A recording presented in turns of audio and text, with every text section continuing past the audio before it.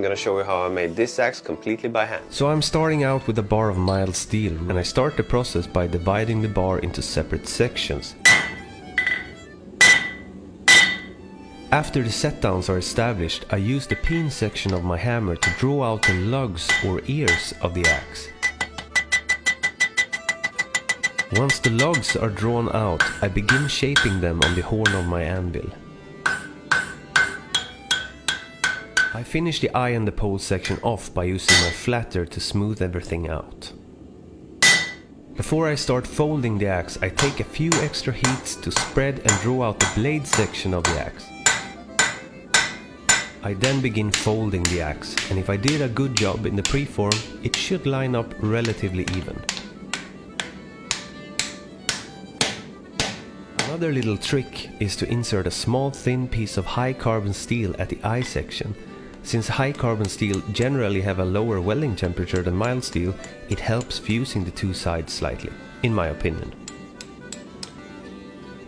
I then heat everything up to a white-yellow color and start forge welding the axe. I repeat this process a few times until I'm sure that it is welded. Once it's welded, I start prepping the edge steel. I cut off the excess material and use my rasp to clean the edges and remove any forge scale. I then open the blade up carefully and brush it as clean as I can before inserting the edge steel.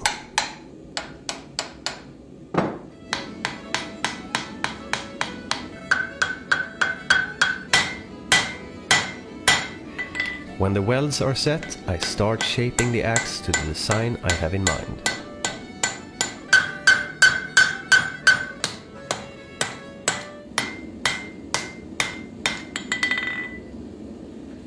Once I am happy with the blade section, I turn the axe around and start working on the eye section. I carefully insert the drift, not to make the eye larger, but to shape it.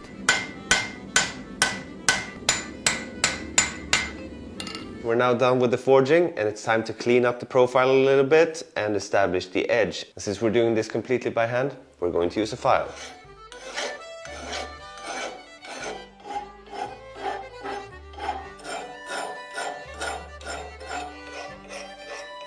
When filing the edge, I like to start out with a steep edge just to line everything up. I then work my way back to smooth everything out.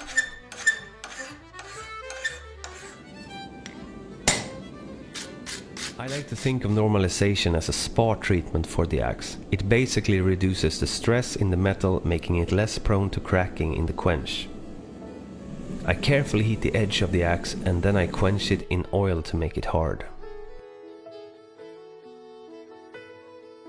To temper the axe, you could stick it back in the fire and look for temper colors appearing, or you could put it in a regular oven. Remember to inform your wife or husband before putting an oily axe in the oven though. Just a precaution. To test the hardness of the blade, I use my Japanese Rockwell files. It gives you a rough idea how hard the edge is. If the file bites, it's softer than the file. If it skates, it's harder. In this case, it seems to be around 55 Rockwell.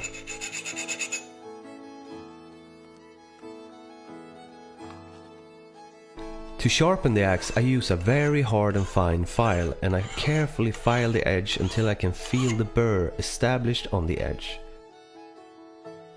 I then move over to using sandpaper to make it even finer.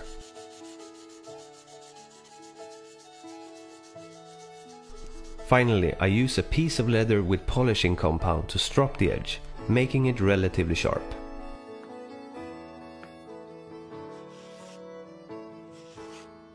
Alright, so we're now at the stage where the axe head is actually completed and it's time to hang it on a handle. So I'm using an old unfinished handle, and the way I like to do it is that I like to seat the head on top here, give it a few hits on the back, remove the handle, and then we will see where we have contact because the wood will be darker there in those spots.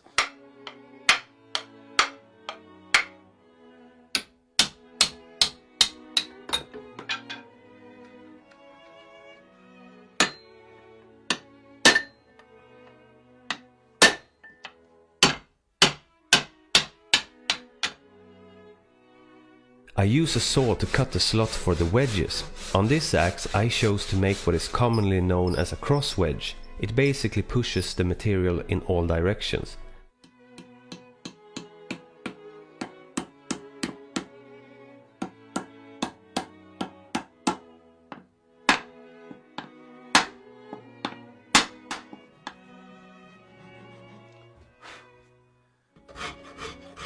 I use a rasp to shape the handle and I finish it off with some sandpaper.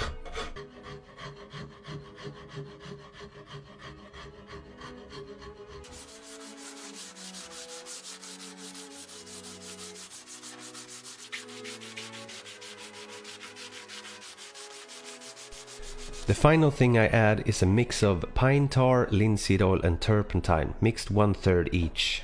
It gives the handle a nice look and it smells incredible.